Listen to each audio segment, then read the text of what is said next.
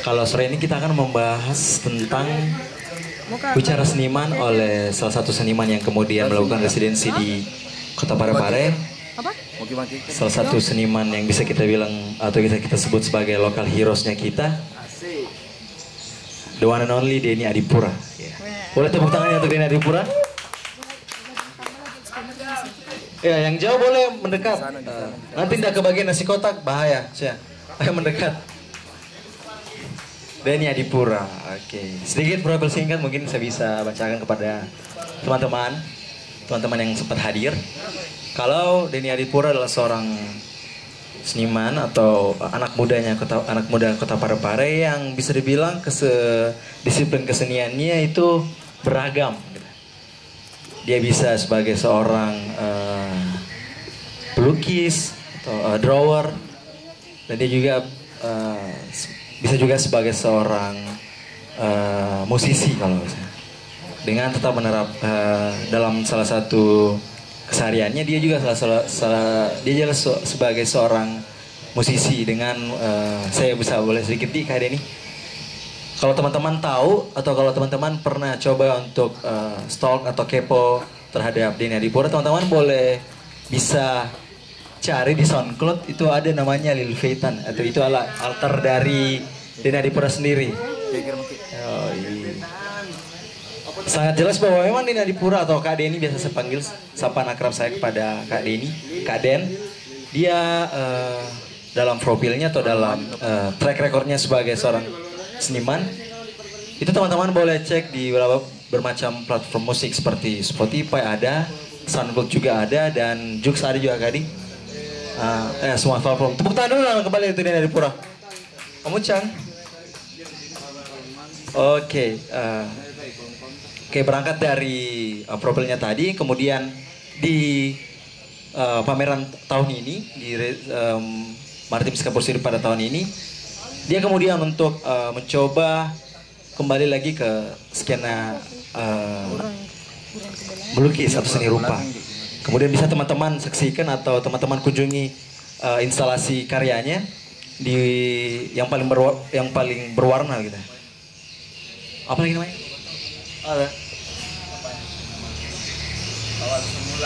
Awal semula di kolong rumah. Jadi dia sedikit saya mungkin karena dalam perjalanan residensi saya juga sering ikut sama Kak Den. Kita bercerita, kita melakukan sebuah perjalanan residensi itu selama kurang lebih yang saya ikuti 2 hari.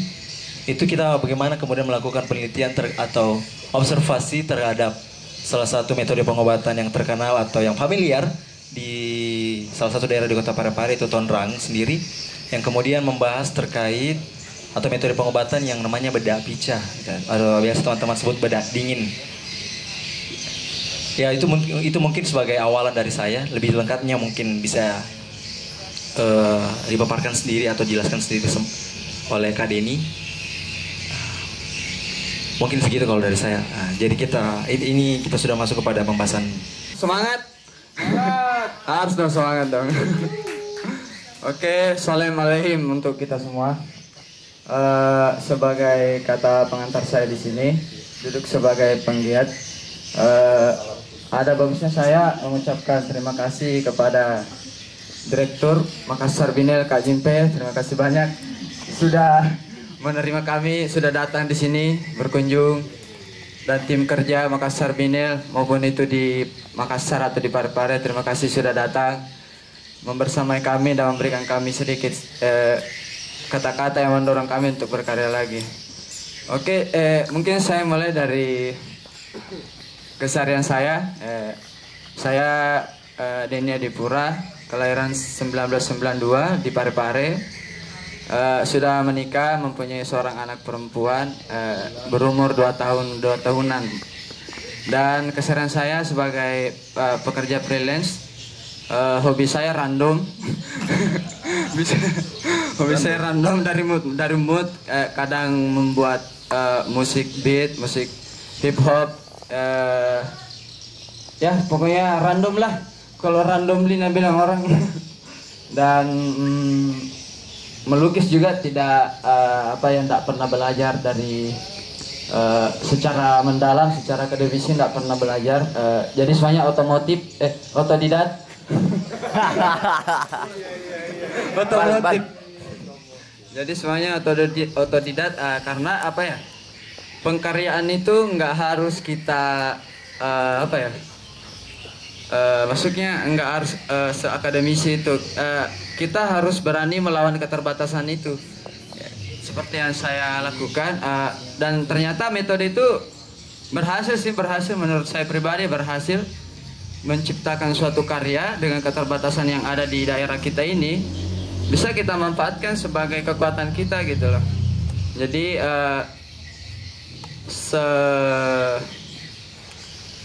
apa ya namanya, kalau benang itu apa sih namanya, kalau benang satu benang dalam sehari lama-lama bisa menjadi kain ya. Jadi itu mungkin ungkapan anonim dari saya, dan tidak ada yang mustahil untuk dilakukan dengan keterbatasan itu sendiri. Jadi ayo teman-teman semua, jangan takut dengan keterbatasan. Berkarya saja, hasil itu adalah bonus, dan ada tempatnya sendiri pula. Kebetulan di Makassar Binel, terus terang saya masuk di Makassar Binel sebagai penggiat. Tidak lama sih, enggak cukup 1 bulan dipanggil sama Om Ucang, dan terus terang saya sangat bahagia juga ada, dan bertanya-tanya kenapa ini Om Ucang panggil kau gitu, apa spesialnya, apa yang dia lihat dari stalkingnya. Nah, gambar-gambar tidak menurut saya pribadi, hanya saya yang mengerti itu gambarku sendiri. Karena untuk ruanganku ya bicara sama Ucang, dan pertama kali dengar residensi cuma di Makassar Binel, bertanya tentang temanya, tentang itu saya temanya masih bikin bingung waktu awal masuk. Maritim sebagai temanya, subtemanya adalah Skapur Siri. Itu kan kalau secara singkat, kalau didengar secara singkat itu apa ini pasti berhubungan dengan tradisi apa. Saya buka-buka di Google, Wikipedia, dan memang tadi berhubungan dengan yang tadi di sana, bahwa di sini tidak ada perpustakaan yang ada tapi tidak aktif. Jadi ya jalan satu-satunya di Wikipedia. Jadi saya cari-cari, ternyata Skapur Siri, begini, dan ya saya coba terima itu tantangan. Saya jadikan juga sebagai proses tumbuh saya, terapi saya dalam bukan coba berkarya sih, berpengaruh. Saya tidak meninggi-tinggikan ya, tapi memang murni dari saya. Makassar Binel dari proses residensi sampai pengkaryaan sampai di kuratorial, ada banyak sekali hal-hal yang mendasar tapi mahal untuk saya. Dasar sekali itu apa-apa tidak sengaja diucapkan, apakah dari Kak Pinkan sendiri, Albert, Badri, dan teman-teman seniman kayak Onet, Arif, Akram. Itu kayak banyaknya orang di sini baru lain-lain semua pikirannya, liar-liar semua. Bilang asik di sini tempat. Tentang perjalanan saya menuju residensi itu, saya tidak langsung turun. Saya tidak langsung turun bilang, residensi yuk, riset yuk. Ini kebetulan tim dokumentasi ada Iqbal yang temani saya, dampingi saya, dan Eca, mana Eca? Tes CPNS toh. Oh iya, Eca. Sapran Pais, Sapran, thank you sudah temani juga. Om Ucang juga, thank you juga sudah menemani 1 hari Ji. Wah, di situ apa deh? Awalnya itu saya pede pada saat riset awal, karena saya berangkat ada persiapan. Ya, saya jalani meskipun kuliah narasumber tidak 2 hari muka residensi, kayak ada yang sembunyikan loh.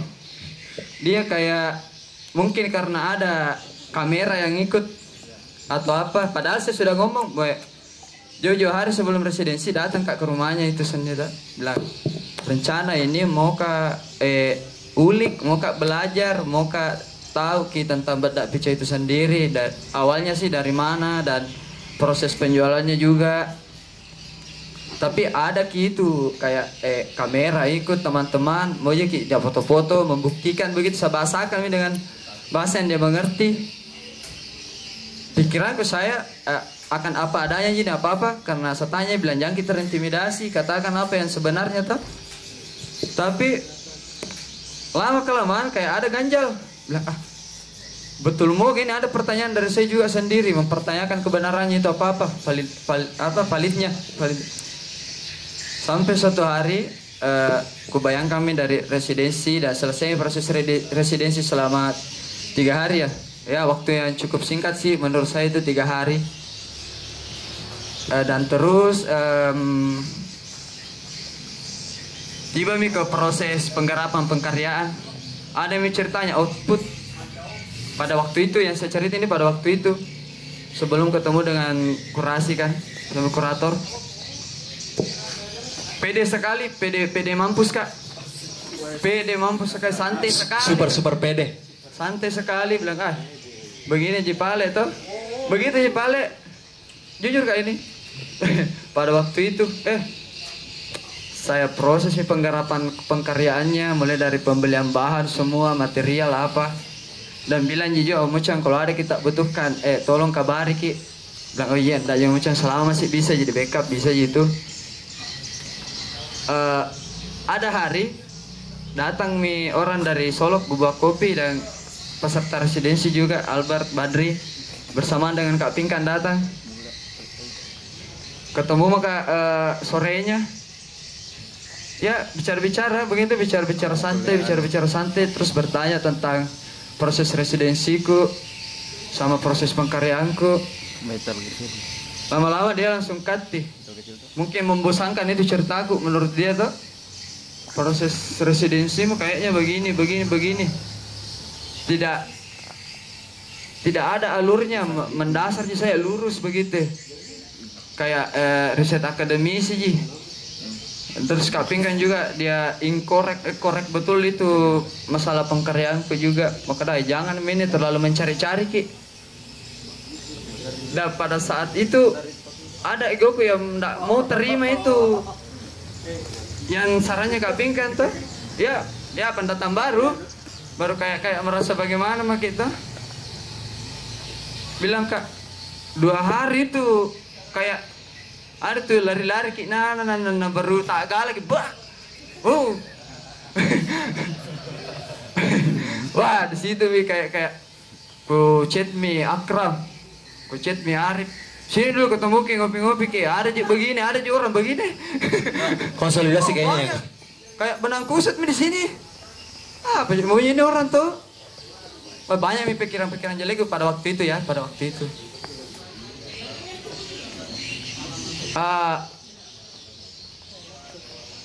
Dan ku coba berdamai sama diriku sendiri dengan Kak Pinkan. Berdamai itu sama Kak Pinkan, udah oke lah Kak. Tapi mungkin ada itu kayak tawar menawarku masalah medium.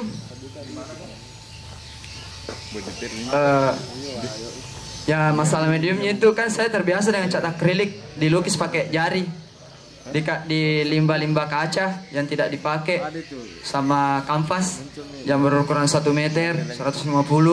Terbiasa Kak dengan hal-hal yang besar begitu. Dasar tidak tahu menggambar bentuk. Saya tanya semua Kak Pinkan begitu. Biasanya kami itu perubahan sedikit ji kalau sudah di kurator itu. Dan Kak Pinkan ada sudut pandangnya lain tentang proses risetku, residensi sama pengkaryaan. Dia bilang, Den, tadi kan kamu tidak tahu bentuk. Bagaimana kalau saya kasih PR, bikin ki langsung turun ki lagi kembali ke rumahnya itu narasumber tak. Terus jangan ki bikin sketsa, langsung ki warna. Bilang Kak, wah gambar saja ndak tahu Kak, apalagi disuruh Kak begini. Bukan Kak kakek siwa toh? Karena kakek siwa itu kakek siwa aja cocok ini. Tapi saya coba berdamai dengan Kak Pinkan. Saya coba berdamai. Masalah terbesarnya ada sama saya. Ketidakpedeanku toh. Yang saya suka saja lakukan ini, tidak pede kak, apalagi kalau nasuruh ke orang lain. Ya tapi, ya itulah mungkin kurator toh. Dia sudut pandangnya lain. Nasuruh kak langsung dekat. Di situ kak boleh mengerti dulu. Bilang kak, wah hebat ini kak Pink kan. Jadi cara-cara itu datang. Cara-cara aku itu datang ke rumahnya narasumber. Tidak ada aku bawa apa-apa. Tidak ada aku bawa tas. Tidak ada aku bawa apa. Pokoknya kosong. Dapat kak kertas bekas di rumahnya narasumber. Aku pakai itu. Wah ada boleh gua satu cat akrilik. Karena beberapa kali kak ganti medium membiasakan diri dari akrilik, guace, watercolor, tinta Cina. Nah, saya lihat caranya, bu. Bisa ini oil pastel ini. Langsung apply di medium-medium bekas begitu. Jadi saya coba terus sesuaikan diri, menyesuaikan diri. Terus tidak pernah kak ganggu ini narasumber. Jadi pada akhirnya itu di rumahnya kak narasumber itu 5 hari. Jadi riset ulang kak lagi dari apa yang kutanyakan dengan tangan kosong. Jadi tidak ada rasa intimidasi. Jadi ku dengar coletehannya mama-mama di kolong rumah. Ternyata ini mama-mama kalau bikin ada pica di kampungku tuh. Pindah-pindah ke dari rumah satu yang lain, rumahnya tetangganya, rumahnya lagi tetangganya. Dan uniknya nih apa-apa. Ada kak di situ saya angkat itu palungannya selalu yang berat. Bilang mau kak ke sini, bah, mas. Jadi saya angkat ke situ. Coba jadi mama-mama juga. Coba jadi mama-mama juga. Ya bicara-bicara jadi banyak narasi yang tercipta. Awalnya tak pica ya Musa, ternyata banyak masalah ekonominya, masalah sosialnya mereka, coletan-coletannya mama-mama, masalah orang pengantin, masalah gosip-gosip. Biar tidak bikin bedak pica datang toka. Biasa kak juga nih WA bilang mana kok kenapa tidak datang menggambar. Bilang kok kira kalau disuruh angkat palungan. Jadi begitu dekat kak sama mereka. Dan faktanya ini narasumber ke keluarga aku sendiri. Sepupu satu kali aku ya baru kak dekat sekarang gara-gara residensi. Jadi itu kayak wah kenapa begitu kayak orang bodoh kak, kenapa harus kak gara-gara ini kasih dekat kak ini sama orang. Sayangnya waktunya jangan singkat. Andai kan mungkin masuk ke 3 bulan yang lalu mungkin banyak bahan yang bisa saya kaji, mungkin masih bisa cair dan tahu harganya tabung gas juga gara-gara residensi. Ternyata mahal tabung gas, kukira hoax ji. Jadi banyak suruhkan ke apa? Ya jadi itu coba kamu gambar, coba kak. Kita tahu gak sebenarnya skill yang paling hebat itu adalah pantang menyerah. Tidak aneh kalau skill itu yang pantang menyerah. Jadi ya banyak anonim yang saya baca yang motivasi saya sendiri, terutama Albert sama Badri. Dia itu bentuk ikpadianku sampai sekarang. Harus semangat deh meskipun dari candaan-candaannya mereka, tapi saya tangkap apa maksudnya. Jadi ya begitu teman-teman. Jadi saya itu ya mungkin pekerjaannya sederhana ini. Dan kenapa kak pilih kesederhanaan? Karena itu tadi saya suka saya tidak suka kalau bicara orang tentang keterbatasan. Muka selalu ada itu tuh. Karena dari situ kak juga belajar masalah keterbatasan bahwa tidak ada sebenarnya tembok. Kita yang bikin itu tembok sendiri. Jadi kalau kita bikin itu tembok sendiri, kita aja harus hancurkan itu. Ya, jadi seperti itu kiranya deh. Oke, boleh tepuk tangan dulu untuk Kak Denny. Ya, menarik banget apa yang dia ceritakan terhadap bagaimana proses residensinya. Kita diberikan insight atau sudut pandang baru daripada Kapingkan sendiri untuk melihat bahwa residensi itu tidak semestinya tentang begini gitu. Jadi ada sudut pandang baru yang kemudian diberikan Kapingkan bahwa residensi cobalah untuk mencari yang lebih dekat. Cobalah untuk peka terhadap kondisi sekitar, peka terhadap keadaan. Kalau di sekeliling kita itu banyak hal yang kemudian dapat kita pelajari dan hal dapat yang kita buat atau kreatifkan gitu. Dari menarik juga kalau kita tadi lihat atau kita tadi dengar dari statement dari Kak Denny sendiri bahwa dia sangat mencoba untuk melampaui batasnya, bahwa itu yang kemudian jadi garis besar kalau untuk 20 menit awal ini. Kalau Kak Den ini lagi-lagi kemudian mencoba melampaui batas sih sebenarnya, karena dia tidak lagi memperdulikan bagaimana keterbatasan itu dapat menjadi halangan. Dia kemudian mencoba untuk menggali lebih dalam, menggali lebih dalam dirinya sendiri dan orang-orang sekitarnya, yang kemudian dia mampu untuk memaksimalkan potensi itu dengan keadaan, bahwa ternyata keadaan yang sulit bukan menjadi hambatan, begitu Kak Den? Iya. Kita tadi sudah bicara pada persoalan proses residensi atau perjalanan residensi. Saya mau tanya Kak Den gitu. Kalau saya suruh Kak Den untuk menjelaskan salah satu display karyanya, bisa tidak? Ya, bisa sekali, bisa sekali. Coba. Kita mulai dari yang paling ujung kiri. Ya, ujung kiri itu kirinya mana Iya. itu? Kiri yang itu yang Ini ya, yang hijab atau yang palungan itu. terserah senyamannya Kak Den yang mana. Kita aja sembarang. Oke, saya yang itu yang ujung kiri. Iya. Ya. Coba kira-kira. Kenapa itu? Apa yang mau kita tanyakan dari itu? Kenapa makna meaningnya daripada gambarnya Kak Den itu menceritakan seperti apa? Oh itu jadi saya ulangi lagi ya dari awal Kak. Ini semua gambaran real, digambar langsung tanpa teriki, langsung di kawasan narasumber itu. Jadi memang keseharian mereka itu tidak cuma membuat bedak pica, banyak jaga cucu kayak ibu-ibu yang lain. Itu ibu-ibu di sana kumpul kalau bikin bedak pica, jadi secara tidak sengaja terbentuklah sebuah komunitas di situ. Komunitasnya kayak tradisinya mereka di situ, bercelote sama mama-mama.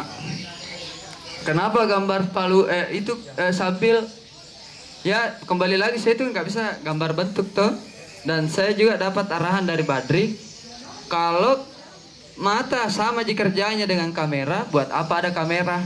Mengerti gak maksudku?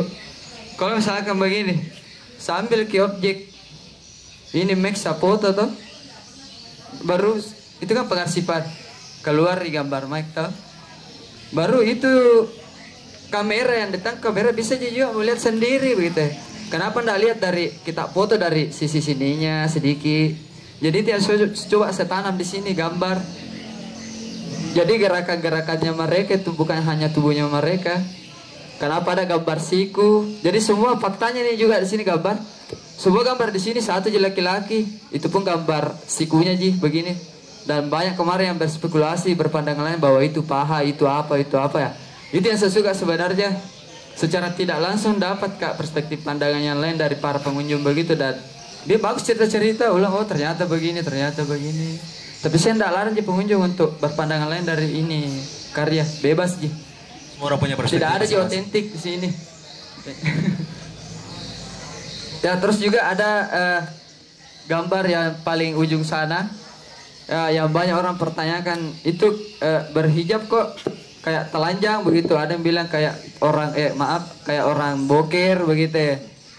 Sebenarnya ada hal yang bicarakan ibu-ibu di situ. Ini ibu-ibu 3 orang ini bercerita tentang passionnya anak-anak sekarang, yang ya mungkin ini agak sensitif, tapi itu memang pembicaranya mereka. Sekarang orang pakai hijab baru begini, pokoknya baru berpakaian kayak bagaimana, apa begitu ya bu ya. Ibu-ibu ini usia 50-an, 60-an. Mungkin mereka dulu tidak seperti itu. Sekarang dia lihat realita itu dan jadi bahan-bahan gosip pandrum-pandrum begitu. Saya tidak bisa gambar langsung karena terbawa suasana Kak. Ceritanya juga. Jadi saya gambar saja. Dari pandanganku apa itu isi ceritanya nih Ibu. Sebenarnya ini orang pakai baju cuma saya highlight lengkungannya. Karena itu yang jadi trouble sama itu ibu masalah lengkungan tubuhnya kalau pakai hijab Ya jadi itu yang saya gambarkan begitu. Jadi itu ceritanya sebenarnya. Ya. Kalau saya tanya lagi Kak Den, best atau menurut Kak Den gambar terbaik itu yang di bagian mana? Menurut cara perspektifnya Kak Den? Kalau saya bagus semua. Dari hari pertama sampai hari kelima. Aman sekali jawabannya. Betul. Serius ini kan maksudnya menurut ini ngotot kayak ini untuk cari Tidak ada Iqbalnya pas Kak. Iya kan sekali. Nggak bisa Kak jawab karena Iya, Pak, sudah. tapi kalau dari sisi pengunjung yang datang ya bervariasi sih menurut mereka, bahwa ada yang mau bawa pulang. Bilang tidak, di mana ini mungkin berurusan mungkin bawa pulang. Bilang oh tidak bisa. Nanti saya anu Ki kalau selesai pameran saya gambarkan Ki lain begitu. Mesti kita tanya itu pokoknya jangan dipaksa atau gitu. Iya, harusnya bisa tanya begitu. Dia mau ambil itu yang gambar hijab yang telanjang itu. Yang bilang orang banyak sih dari perspektif pandangannya mereka. Jadi itu seharusnya pengunjung yang datang kalau lihat ini gambar, secara tidak sengaja saya tidak terapkan memang itu. Tapi pengunjung yang terapkan ke saya kayak ada pandangan lain. Kayak ibu-ibu yang lain, ibu-ibu datang lihat ini gambar lentong nih. Ada juga anak datang bilang, oh gambar kari nih Kak, di kari. Bilang Kak bukan dek, pada pica. Enggak kari ayam kere karena warna kuning. Dan uniknya juga dari ini gambar bernarasi Kak sama pengunjung yang datang. Badak pica itu identik feminisme. Tapi kalau kita ulik ini apa-apa dari narasumber, ini badak pica tercipta untuk suaminya, untuk seorang laki-laki gitu. Karena laki-laki itu nggak tahu kenapa orang dulu tahu ini laki-laki itu mudah panas dalam. Kesusukan. Mudah panas dalam, kayak gelisah tidur, apa kecapean. Makanya itu perempuan dulu bikin mie badak pica. Dan dikasih canggih nah tambah orang sagu untuk kecantikan, untuk mulus kulit toh. Dan seluruh bahannya itu kompleks 17. Kenapa badak picanya ini saya teliti karena dari itu dia 17 bahan alami dan diperoleh dari mimpi. Nah, itu dari Anda bilang orang Bugis bere. Awalnya saya pertanyakan itu tuh. Betul mau gak ini? Faktanya lagi ini itu bahan dari 17 bahan hampir ada setengah di sekitar rumahnya Ji. Ya, salah satu fun fact itu Kak, info menarik bahwa ternyata waktu saya bersama Kak ini dalam proses residensi bahwa segala komponen dalam pembuatan badak pica itu ada di sekitar rumah gitu. Ada di sekitar rumah dan dia tanam sendiri. Dan ada yang paling kalau saya bilang rare item. Rare. Kalau kita main game itu rare item itu. Ada namanya daun taluma atau teluma. Di mana kita apa ini? Daun teluma. Panggil muka banyak orang. Tim kerja kayak Sapra Pais. Terima kasih sudah ikut Pais membantu. Terima kasih sudah cabut-cabut daunnya. Ya. Jadi kita itu journey cari itu taluma. Ada ingatannya itu bila di sini ada taluma, enggak ada. Sambil berdiskusi Kak di motor. Ada satu kampung bukan di Bacuki gitu bukan di daerah Lumpuy tapi masuk dalam di sawah, masuk dalam. Ada sih daun taluma kayak daun kelor Ji. Bilang Kak, daun kelor mau beli asal taluma. Ada di belakang rumah. Bilang bukan. Dia memang kalau sekilas mirip sekali kelor dan ini taluma tidak bisa dimakan, kembangnya bisa dimakan. Tapi dimakan kembangnya itu jadi sayur, jangan sampai kembang yang belum apa namanya mekar yang masih tertutup. Jangan yang mekar, tidak boleh katanya dimakan yang mekar. Daunnya tidak dimakan, itu daunnya dijadikan obat. Esensi utama dari badak picanya itu mamada itu. Kalau tidak ada itu tidak bikin orang. Dan sempat kayak tanya, kenapa Ki?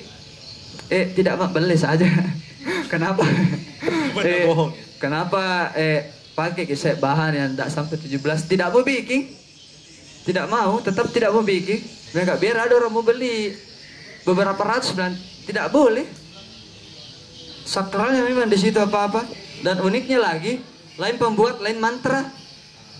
Jadi ada transfer. Jadi dia udah pica melalui perjalanan begitu. Dari generasi ke generasi Kak. Ada dari generasi ke generasi di Tonrangan dibuat, di kebun sayur dibaca-baca begitu. Nggak bisa.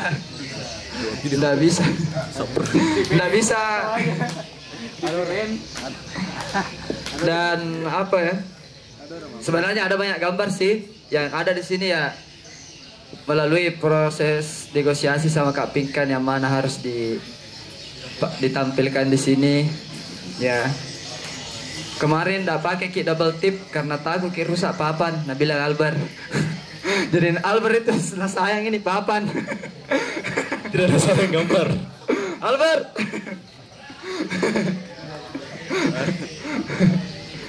Jadi tapi ujung-ujungnya pakai jeki Pak double tip supaya tidak jatuh-jatuh ki begitu. Dan ada juga itu yang sengaja memang tidak dilem, gambar orang menyapu supaya kelihatan kayak menyapu kalau nanti tiup angin begitu. Dan ada juga simbolis-simbolis di situ kalau bisa ki lihat sendiri. Ada juga. Jadi ada anu sedikit unsur-unsur simbol. Selamat mencari teman-teman. Ya, itu tadi sedikit penjelasan karya dari Kak Denny terhadap teman-teman. Saya juga mau apresiasi besar untuk semua seniman yang ikut residensi. Ada Kak Denny, ada Onet, ada Kak Arif, Arjo Akram. Pokoknya big applause untuk kalian semua. Apalagi Kak Denny ini salah satu yang paling ikuti prosesnya. Saya dan Kak Denny itu baru kenal sekitar sebulan yang lalu. Dan saya yang menyalurkan dia ke Om Ucang.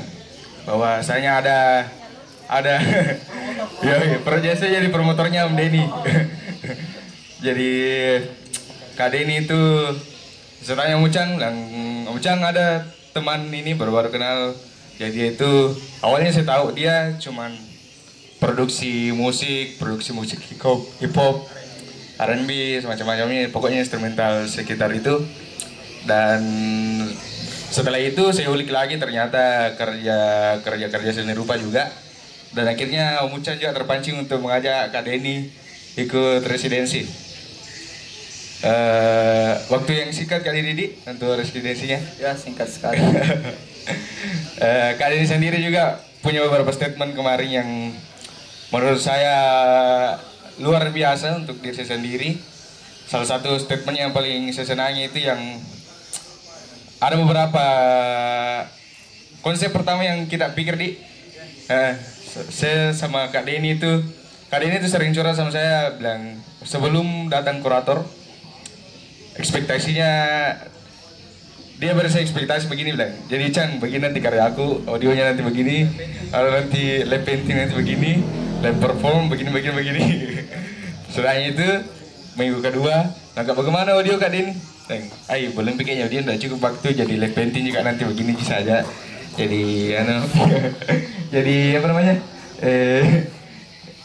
Itu di kolase besar kok, jadi nanti pas datang kurator mau mengeluh. Pas mengeluh. Tapi terus sudah itu Kak Denny bilang ke saya, sebenarnya residensi ini bukan tentang saya ke teman-teman, ini tentang saya ke diri saya sendiri. Jadi bagaimana saya meresidensikan diri saya sendiri. Kak Denny berkata begitu, dan statement terakhirnya yang baru-baru kemarin dia beritahu saya, katanya ini juga salah satu yang karyanya, salah satu yang membuat orang ingin berpameran karena tidak ada standar teknis dalam artistik. Itu sekali. Terus ini pertanyaan saya, ini saya mau Kak Denny beri saya testimoni bagaimana Kak Denny mengajak saya ikut residensi sebenarnya, kenapa saya harus ikut residensi. Jadi Kak Denny di sini saya mau jadikan untuk marketingnya Makassar Vinyl. Terus yang terakhir saya tunggu next move-nya Kak Denny setelah Makassar Vinyl. Sekian, terima kasih. Assalamualaikum warahmatullahi wabarakatuh. Sebelum saya jawab pertanyaan apa testimoni? Itu yang biasa di online shop yang di sorotan, itu testimoni. Sebenarnya itu pertanyaan banyak dari pengunjung. Datang ke pengunjung tanya, dan secara tidak sengaja Kak dengari, mau Kak marah bahagia tuh Kak. Bilang pengunjung, gambar begini masuk pameran. Bisa Tuki juga masuk begini. Begini. Jadi kayak ada lagi narasinya orang begitu. Ada lagi kayak ya sama seperti Chan juga. Ya jadi kalau misalkan mau sekedar main-main bisa jadi kayak masuk, tapi tolong ya ambil anonim dari itu tadi. Satu hari sehelai benang, lama-lama jadi satu kain. Jadi nikmati terus prosesnya, nikmati terus menunya. Dan dari kalau kita lihat karyaku sendiri ya, apa adanya, kesederhanaan dari limbah, oil pastelnya juga dari barteran Kak Sami tanah jadi ceme tanah dapat akrilik sakura. Bilang oh begini, mau ku tukar, ada catku, ada kuasnya jadi bagus sih. Bilang iya, jadi proses barter. Dan ada itu oil pastel selalu saya bawa patah-patah. Banyak warnanya, warna kuning itu kayak warna merah, jadi banyak melengkek warna di situ. Ya jadi begitu Cak, jangan kita takut berkarya begitu. Lakukan dengan sepenuh hati saja. Pasti ada hambatan, ya kayak saya membeli ya, bagaimana? Oke? Ya sebenarnya sih kurang absolut kalau dari pandangan Koji sendiri kan. Ada beberapa hal yang saya tangkap dan saya dengar dari komunitas kecil itu tadi di bawah kolong rumah. Awal saya datang ke sana dengan tim dokumentasi, memang mereka itu agak-agak sedikit mengganggu dan itu pernyataan mereka. Meskipun saya sudah tanya berulang kali, bilang jangan kita terintimidasi. Ya namanya orang kampung, benda asing itu yang warna hitam itu yang tik. Pas saya datang, jadi selama selesai proses residensi, sehari pun tidak pernah Kak tinggalkan ini narasumberku. Ya jadi kebiasaan juga selalu singgah kalau pulang dari kerja atau mau berangkat kerja. Biasa kasih singgahkan nih ayam kampret, ayam geprek. Karena kan, masuk istri ke jual ayam geprek. Ya. Pas itu setelah ketemu dengan Kak Pinkan juga sebagai pemicu sebenarnya Kak Pinkan di sini. Datang Kak dengan tangan kosong, tidak pakai tas, tidak pakai apa. Hari pertama bawa peralatan lukis. Masih agak-agak ada serak begitu. Pas sudah dapat medium yang benar, tanpa harus Kak mengulik sesuatu dari medium itu, datang Kak lagi. Kosong betulan, ndak ada kertas sabawa, tidak ada, pokoknya ndak ada. Cuma candaanku ji sama mereka dan berusaha juga jadi mama-mama. Harus Kak, kalau mau Kak dekati mama-mama, harus Kak jadi mama-mama atau tidak sebagai anaknya lah. Pendengar mereka yang baik, kasih mereka solusi. Dan kebetulan sering Kak berbicara tentang produknya juga yang dia bikin. Karena mereka ini sebenarnya tidak menjual suatu produk, dia cuma mau dipakai untuk diri sendiri dan untuk suaminya. Kalau ada orang paling mau datang nih, orang mau bayar atau apa dari mereka ji.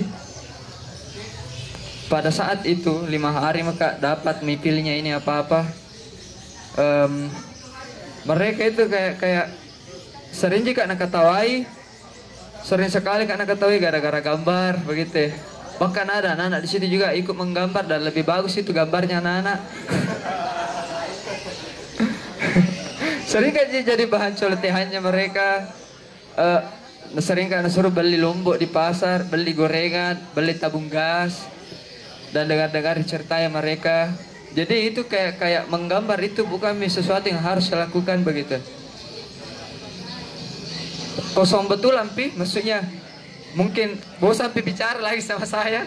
Jadi kayak oh ada momennya harus Kak menggambar, ada momennya tidak harus Kak menggambar.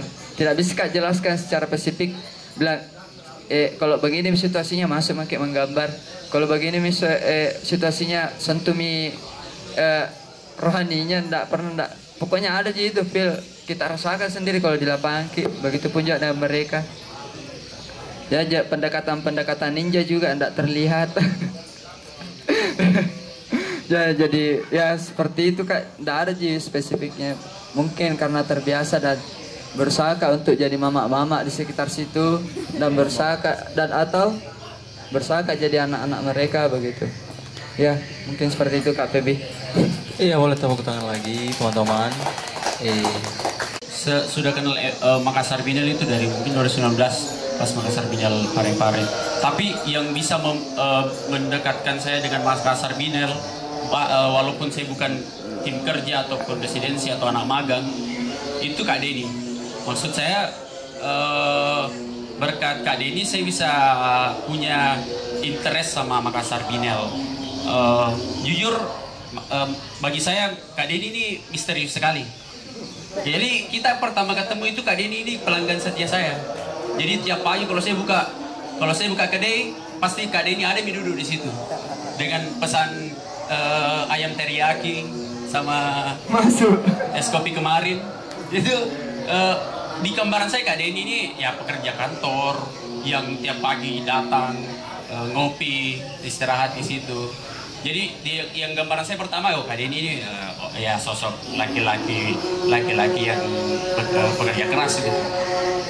Tapi saya kaget pas Kak Denny ternyata ikut residensi.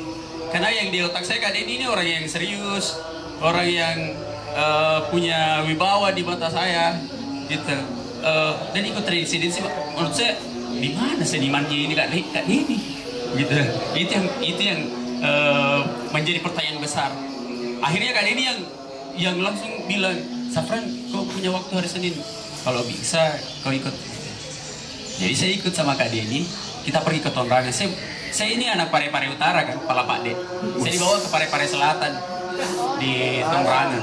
Saya baru tahu di Tonrangan itu masih ada hutan bambu di depan rumahnya yang tempat kita yang buat beda pijak, pohon bambu semua. Saya baru tahu, wah di sini kayaknya bisa jadi bisnis bambu di sini. Hutan bambu di situ semua. Ternyata di tengah kota ini hutan bambu. Nah, itu ya yang menurut saya Kak Denny bermisteri. Yang tadinya dia tidak pernah menampakkan diri secara implisit bahwa saya ini seperti ini, saya seperti ini. Ternyata itu terkupas sendiri, secara alami begitu. Dan saya kagum dengan karyanya Kak Denny karena saya ikut Kak Denny itu, saya gambaran kok Kak Denny, saya juga tidak tahu kalau Kak Denny ini bisa produksi musik, saya tidak tahu sama sekali. Yang saya tahunya Kak Denny ini memang pekerja, jadi saya tidak punya gambaran sama sekali. Pas saya lihat Kak Denny menggambar dengan krayon, itu saya kagum sekali, betul-betul ini Kak Denny. Itu aneh sekali menurutku, misteri sekali. Nomor rekening ada. Misteri sekali. Dan yang dimaksud Kak Denny ada simbol yang dia sembunyikan, ternyata saya yang paling pertama ketemu Kak Denny. Jadi misteri-misteri itu yang akhirnya saya dapat satu-satu. Ini Kak Denny betul-betul. Jadi aneh sekali saya rasa. Dan terima kasih Kak Denny, itu saja, saya tidak mau bertanya. Saya cuma mau mengungkapkan bahwa terima kasih sudah mengenalkan Makassar Binel lebih dalam, walaupun saya tidak terjun secara langsung di dalam sini, tapi melalui Kak Denny saya bisa punya interest untuk ikut. Bahkan ya mungkin saya berpikir untuk jauh lebih mengetahui tentang ini. Safran juga sempat bertanya-tanya kan sama narasumber. Iya, saya juga sempat tanya-tanya sama narasumber ini, karena saya biasa selalu itu lihat sisi bisnisnya gitu. Saya selalu lihat sisi bisnisnya. Maksudku, ini benda pija dibungkus pakai koran, bagus sekali kalau kita kemas gitu. Denny habis mengeluarkan satu instrumental di Spotify, single, ya. Dan saya mengajak untuk ayo coba dikirim, terus nanti kita publish, diputar di radio, terus bikin press release-nya untuk kita posting di website. Nah, waktu itu ada baru Onet dan Arif sama Akram yang mulai jalan, mulai residensi sebenarnya. Dan sebenarnya awalnya karena pas saya kabari Denny itu anaknya lagi sakit, dan Denny menurutku cepat juga merespon hari itu. Karena terus saya stalking. Nah awalnya sebenarnya apalagi Denny ini saya rencanakan untuk merespon bunyi-bunyian begitu, karena saya kenalnya di awal dia bikin instrumental juga, dan sudah keluarkan single juga. Nah terus Denny kan di awal sudah ada rencananya kita akan diskusi, dan saya sendiri kan tidak punya kewenangan untuk itu mengintervensi apalagi rencana Denny, karena saya cuma ingin menjembatani, tapi teman-teman diskusi kecil-kecilan lah apa rencananya. Nah kemarin kan sudah ada kolase, bahkan hampir beli apa lagi tuh, beli kampas yang besar karena sudah ada rencananya begitu. Nah tiba-tiba harus berubah. Nah berubahannya Denny menurutku waktu berubah langsung down begitu. Saya melihat seperti itu. Yang ya beberapa pernyataan sebenarnya saya tangkap dan diceritakan ke publik sebenarnya soal ya ini di gambarku begitu ya, kayak anak-anak. Tapi di balik itu saya menangkap sebenarnya kejujuran proses pengkaryaan dari Denny. Kejujurannya itu ada misalnya pernyataannya, ini om sebenarnya mudah aja sebenarnya kalau saya foto terus saya gambar di rumah, tapi itu tidak saya biarkan begitu ya. Saya mau setiap pagi sebelum keluar ngopi, saya harus singgah dulu untuk menemui Kak Vera, narasumbernya. Jadi semua ini sebenarnya betul-betul murni hasil pengamatan. Kalau ya pengalaman saya dulu pernah dapat penelitian materi etnografi itu, dia salah satunya itu menggambar. Mungkin kalau tidak bisa bikin catatan ya menggambar. Nah ya itu kejujuran itu yang menurutku yang patut saya apresiasi secara pribadi untuk Denny. Nah bagaimana Denny itu akhirnya menerima yang merasa itu tuh kan yang ditambah-tambah dengan pernyataannya yang ada anak-anak kecil yang bilang, kenapa begitu gambar tak jelas sekali, apalagi lebih bagus gambarku. Dan ya kalau secara visual mungkin ya iya lebih bagus tapi ya itu kita membicarakan itu lagi isunya prosesnya mungkin. Nah bagaimana Denny ini setelah hari kedua menceritakan karya-karyanya ke orang-orang, mulai PD, apa dan dampak apa yang dirasakan ke Denny sendiri? Anonimnya itu, kalau kita gunung berapi toh, hati kita adalah gunung berapi. Mana mungkin kita mengharapkan bunga mawar tumbuh gitu. Jadi itu anonimnya, maksudnya berdamai saya dengan diri tak sendiri. Jangan langsung terima mentah dengan apa. Memang out of the box memang terlove memang onde. Jadi ya sebenarnya dari awal memang ekspektasiku tidak besar. Cuma itu yang bisa saya, ya memang temanya kesederhanaan, memang saya rangkum kesederhanaan Momucan. Jadi tidak ada di trik-trik khususnya begitu. Dari ya dalam sini memang kalau sudah berdamai dengan diri sendiri aman gitu, insya Allah aman gitu. Salim alaihim. Iya. Boleh tepuk tangan sekali lagi untuk kali ini. Everything comes from heart gitu ya. Semuanya berasal dari hati. Memberikan kesanku ketika pertama kali melihat pamerannya Kak Denny. Awalnya saya tertarik karena pertama menurutku berwarna sekali, paling mencolok di antara yang lain tuh. Terus pas saya baca deskripsinya, oh ternyata Kak Denny mengerjakan ini memakai oil pastel pinjamannya si anak narasumber dan minta kertas bekas yang ternyata dipakai untuk membungkus bedak pica itu. Dan di situ kayak apa menurutku di situ nih serunya selama ini saya senang foto. dan selalu saya kerjakan. Maksudnya dibalik untuk menekan shutter itu hanya butuh satu tangan. Tapi ketika misalnya saya melihat karyanya Kak Denny, oh ternyata dia meminjam tanda kutip tangan yang lain untuk menggambar itu begitu, dan yang kayak kemudian apa di selama ini seniman selalu mayoritas bekerja sendirian melukis di dalam satu ruangan dan solo dan di sini Kak Denny ternyata partisipatif yang mengajak, bukan sebenarnya mengajak secara tidak langsung membolehkan orang lain ikut serta dalam proses pengerjaan itu, dan menurutku di situ menyenangkannya residensi dan seni dan menjadi seniman begitu. Kita punya modus untuk membangun relasi yang menurutku itu jauh lebih penting daripada hasil akhir ya, proses itu lalu kemudian mendengar ceritanya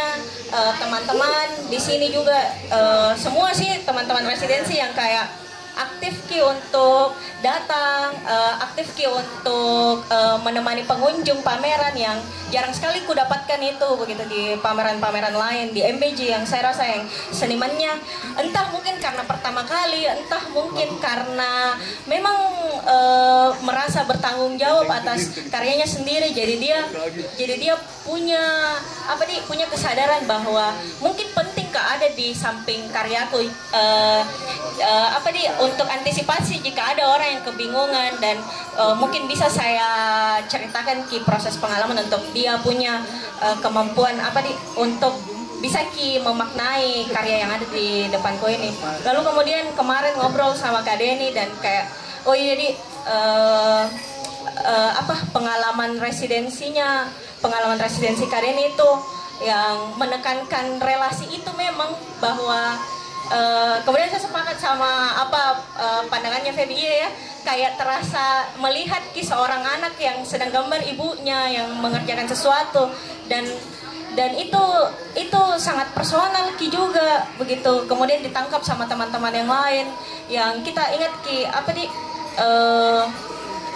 saya juga sering foto ibuku, dan kayak gara-gara foto-foto itu kemudian saya akrab kembali karena dulu jarang ngobrol sama dia dan jarang betul-betul apa sih sebenarnya yang difikirkan sama ibuku, dan modusku adalah foto-foto itu. Dan di sini Kak Denny modusnya adalah menggambar dan melalui bedak pica itu, dan kayak mungkin ini juga pengobatan kali ya, mungkin ini juga caranya mengobati hal-hal yang dulu luput, hal-hal yang dulu kosong, dan membangun relasi itu adalah salah satu bentuk mengobati itu kayak gitu. Jadi kayak terima kasih Kak Denny atas karyanya sama bincang-bincangnya kemarin, yang kayak saya banyak sekali bertanya sama Kak Denny yang kayak karena lewat karya-karya yang anak-anak itu, perspektif anak-anak itu tuh yang kayak sederhana dan walaupun teksturnya mungkin tidak terlalu jelas, tapi di situ saya lihat yang kayak kejujuran itu,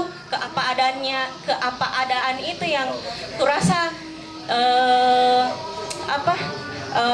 mulai juga hilang di diriku atau yang kulihat di sekitarku begitu.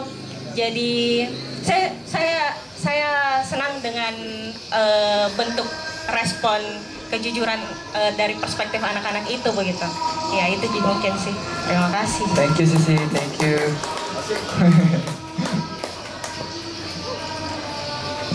Jadi ada lagi kayaknya kita lihat waktu juga.